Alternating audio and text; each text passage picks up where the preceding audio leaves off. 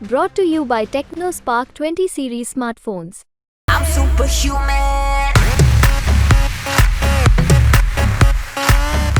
मतलब ये निश्चित तौर पर कोई नहीं कह सकता कि भाई उसके पक्ष में जा रहा है मामला। हरियाणा में पूरी हरियाणा में 10 की 10 सीटों पर आप किस तरीके देखते हैं? कांग्रेस, बीजेपी, तमाम और भी पार्टी है, किस तरीके देखते हैं कितनी सीट किसकी आने वाली हो? लेकिन अब इतने कह रहे हैं 10 साल हो गए तो थोड़ी थोड़ी लोगों में ऐसा पता नहीं है लोगों को कि सरकार के काम क्या होते हैं, सेंटर के क्या होते हैं और स्टेट के क्या होते हैं। वो दिख रहा है ना कंपटीशन, ये हरिजन वगैरह का वो रिजर्वेशन खत्म कर देंगे, ये गलत फहमियाँ फैलाने की वजह से है। ये सारी कमी तो कास्ट की है। हरियाणा में तो इनको चाहिए राज और हरिजनों को बहका दिया कि भाई ये रिजर्वेशन खत्म हो करेंगे, जबकि ऐसा कुछ हो थोड़ी सकता है। राज बब्बर कहीं भी नहीं है, कुछ नहीं है, वैसे हवा वैसे बनाते हैं। राज बब्बर का कोई वो थोड़ी है। नमस्कार, हरियाणा तक में आपका स्वागत है। मैं देशराज चौहान। लोकसभा के चुनाव हो चुके हैं लेकिन मत अपना डाल चुके हैं, क्योंकि उसमें जो आहुति जो डालनी थी वो बंद पेटी में डाल चुके हैं। लेकिन उसके बाद में लोगों का क्या रुझाव है, किसकी सरकार बनने वाली है हरियाणा में और क्या उनका कहना है, हम उनसे बात करेंगे। तमाम ये जो लोग हैं जो रेवाड़ी के जो कह सकते हैं कि हनुमान जी बड़े तालाब के नज़दीक बैठे हुए हैं, उनसे हम बात करेंगे। क्या कहेंगे? बहुत क्या नाम है? ओम प्रकाश जी, अब लोकसभा के चुनाव हो चुके हैं, क्या कहेंगे किसका पड़ला भारी लगता है? कि इधर राज बब्बर थे, दक्षिण हरियाणा बात करें तो इधर राविंदर जीत थे, क्या कहेंगे उसको? अभी देखो मुकाबला तगड़ा है, ठीक है। वो फाइनल डिसीजन कोई नहीं ले सकता, मतलब ये निश्चित तौर पर कोई नहीं कह सकता कि भाई उसके पक्ष में जा रहा है। मामला तगड़ा है, चल रहा है। आपने कहा मुकाबला तगड़ा है, किस तरीके से मुकाबला तगड़ा है? क्योंकि क्षेत्र से राव साहब का काफी समय से 5 साल से रह रहे हैं, राज बब्बर तो नए नए आए थे क्षेत्र में, क्या कहेंगे? अब फिर भी कुछ उम्मीद है कि शायद इंद्रजीत जीत जाए, जैसे लोगों की जो भावना है उसके मुताबिक इंद्रजीत शायद जीत जाए। हाँ, लेकिन मुकाबला है, मुकाबले के लिए तो कोई मना कर नहीं रहा, ठीक है। और तकरीबन हरियाणा में सब जगह ही मुकाबला है, यही नहीं हर जगह मुकाबला है। हरियाणा में पूरी हरियाणा में 10 की 10 सीटों पर आप किस तरीके देखते हैं? कांग्रेस, बीजेपी, तमाम और भी पार्टी है, किस तरीके देखते हैं कितनी सीट किसकी आने वाली हो? लगभग 5-5 आएगी, दोनों के 5-5 आएगी। यहाँ तक उम्मीद है, दुनिया का पब्लिक का व्यू है, जो टीवी बोल रहा है, अखबार बोल रहा है, पब्लिक भी बोल रहा है, वो अंदाजन अनुमान के तौर पर 5-5 ही बता रहा है। बाकी 4 भी हो सकता है, बीजेपी की 6 आ जाए, कांग्रेस की 4 हो जाए, लेकिन अमूमन जो व्यू है वो 5-5।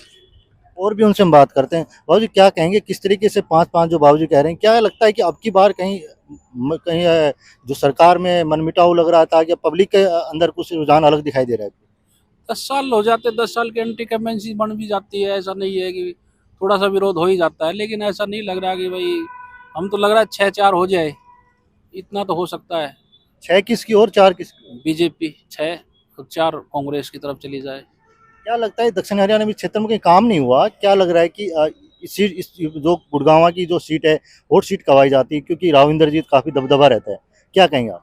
इतनी हॉट सीट नहीं है, काम भी हुआ है, लेकिन अब इतने कह रहे हैं 10 साल हो गए तो थोड़ी थोड़ी लोगों में ऐसा पता नहीं है लोगों को कि सरकार के काम क्या होते हैं, सेंटर के क्या होते हैं और स्टेट के क्या होते हैं। ये पता नहीं, लोगों ने कहेंगे हमारे गांव में नहीं आया, वो नहीं, अरे वो सांसद है, वो सांसद की कहाँ कहाँ जाएगा? 9 विधानसभा उसके अंदर आती है, तो वो इतना कहाँ कवर कर सकता है? और फिर सांसद का काम के पूरा स्टेट, पूरे इंडिया को लेकर चलता पड़ता है। स्टेट में आते ज्यादातर काम सारे स्टेट गवर्नमेंट के अंडर आते हैं, लोगों को पता नहीं है, तो वो कहते थे आया नहीं आया नहीं, इसके खाली जो लोगों को पता नहीं है उनमें एंटी कम्बेंसी बन जाती है फिर वहां से। आपने कहा 6-4 की बात कर रहे हैं, लेकिन सरकार सभी अपनी अपनी पार्टियां सभी कहती 10 की सीट हम लेंगे, बीजेपी कहती हम लेंगे, कांग्रेस कहती हम लेंगे, लेकिन उस पर क्या कहेगा? वो तो सारी पार्टियां ही कहती है, जो जिसको पता नहीं, जैसे इनेलो है, जेजेपी है, वो 10-10 वो भी दावा कर रही है, लेकिन वो तो पब्लिक ने देनी है ना वोट। तो आप वो तो मतलब मानते हैं टक्कर तो मैन तो 2 ही है, बड़ी पार्टी है, कांग्रेस और बीजेपी। और भी उनसे बात करें। बाबा, क्या नाम है आपका? लाला राम। क्या कहेंगे 10 सीटों पे किस तरीके देते हैं? हरियाणा में कैसी सरकार होनी चाहिए, क्या कहेंगे? कैसी सरकार मतलब? सरकार कैसी होनी चाहिए? जिस तरीके से हम बात करें कि जिसका विकास की बात करें, मोदी सरकार ने किस तरीके 10 साल में विकास किया? बढ़िया काम है, बढ़िया रहे। 10 साल में अच्छा विकास हुआ। हाँ, खूब बढ़िया, खूब बढ़िया। और यहाँ से राव इंद्रजीत सिंह जीते हैं अच्छी वोट में, कोई मुकाबला नहीं।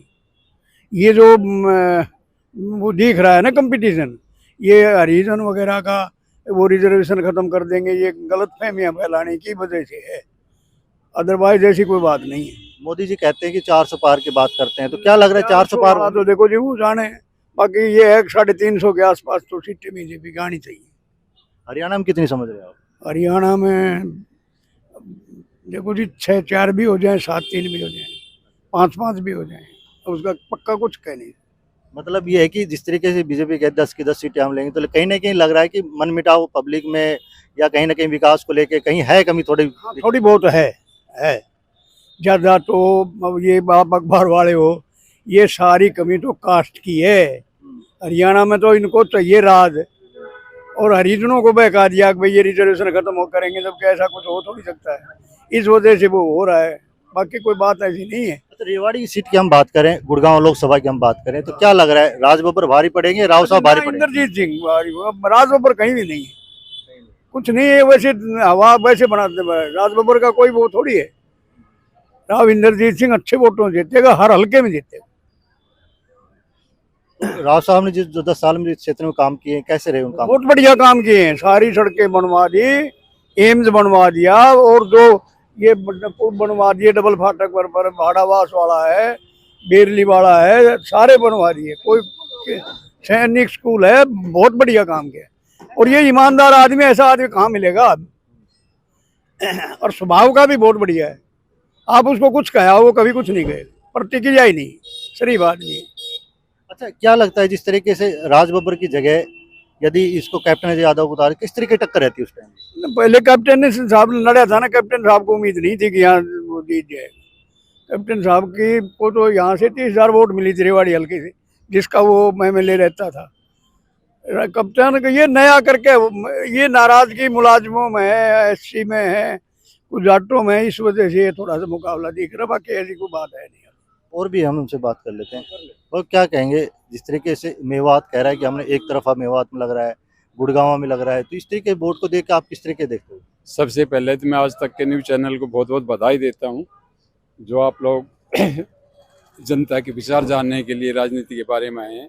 सबसे पहले तो मैं ये कहना चाहता हूं कि जहां तक राव इंद्रजीत सिंह और गुड़गांव कॉन्स्टिट्यूंसी पार्लियामेंट की बात है, राव इंद्रजीत सिंह इलाके के अंदर बहुत काम किए हैं, चाहे वो एम्स का मसला हो, चाहे द्वारका एक्सप्रेस हाई हो, चाहे दिल्ली से जयपुर या आगे बॉम्बे का एक्सप्रेस हाई हो, चाहे हमारा रेवाड़ी से और नारनौल का एक्सप्रेस हाई हो, चाहे रेवाड़ी का बाईपास का हो, इतने काम किए हैं जिनके बारे में हम गिना नहीं सकते। चाहे सेंट्रल यूनिवर्सिटी पाली हो, राविंदर सिंह ने अपने कामों में कोई कसर नहीं छोड़ी। और जो लोग ये कहते हैं कि राविंदर सिंह लोगों से मिलते जुलते नहीं है, ऐसा कहना विरोधियों का गलत काम है। राविंदर सिंह जब भी कोई बुलाता आते हैं और जनता की सेवा पर हमेशा तत्पर रहते हैं।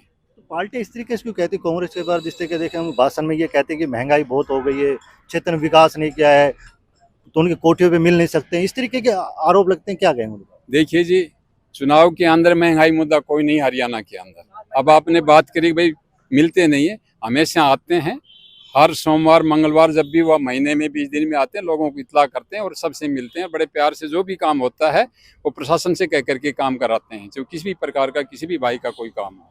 तो क्या लग रहा है जैसे हरियाणा में जिस तरीके से अब की बार जिस तरीके के युवाओं को काफ़ी एक नाराजगी दिखाई दे रही कि भाई नौकरियों को लेकर भी, तो उसमें क्या लग रहा है अभी हरियाणा में कोई असर पड़ेगा इस चीज़ को लेकर युवाओं को? देखिए जी, जहाँ तक नौकरियों का सवाल है, हमारे युवा बगैर खर्ची बगैर पर्ची के लग रहे हैं। जी किसी भी गांव में आप जा करके पता कर लीजिए, 10 से 12, 8 से 7 बच्चे हर मेरिट लिस्ट के अंदर आ रहे हैं। सबसे बड़ा सौभाग्य इस इलाके का ये है कि बगैर पर्ची और खर्ची के लोग भर्ती हो रहे हैं। पहली सरकारों में जो भी रही हैं वो पर्ची और खर्ची के बाद चलती थी और सिफारिशों से जो भी नौकरियां मिलती थी।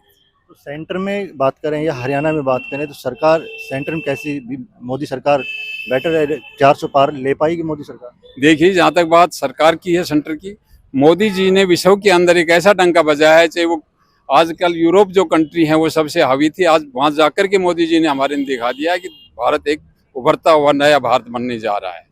और जो विकास मोदी जी ने किए हैं, चाहे वो किसी भी प्रकार के हों, अभी कल या परसों के अंदर आप देखेंगे जो अपने क्या बोलते हैं कांग्रेस सरकार ने 1991 में जो सोना हमारा गिरवी रखा था इंग्लैंड के अंदर, वो कल हर परसों 100 टन सोना आया है, जिसकी कीमत 74,000 करोड़ रुपए है। तो मोदी जी में क्या कमी है कि धरी हुई चीज़ों को भी वापस ला करके देश के उत्थान के लिए लगा हुआ है। और आज हमारी GDP 8.2% 2023 और 24 में रहने वाली है। ऐसा मोदी जी का विजन है और 2047 तक भारत एक विकसित राष्ट्र बन जाएगा। इससे बड़ी खुशी हम देशवासियों को क्या हो सकती है। और भी हैं, उनसे बात कर लेते हैं। क्या कहेंगे आप, क्या कहना चाहेंगे? हरियाणा सरकार क्या कहेंगे आप, हरियाणा में किस तरीके देखते हैं सरकार को?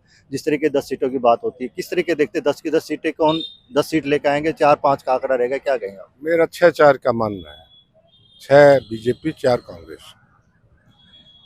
तो फिर ऐसे में तो सरकार को बड़ी कठिनाई आएगी हरियाणा में बनने में। तो ये हरियाणा का इलेक्शन अपने हिसाब से होगा, जब हरियाणा में होंगे तब उसका, तो जब होगा तब देखेंगे। सेंटर को किस तरीके देखते हो? सेंटर का तो मोदी का कोई मुकाबला ही नहीं है।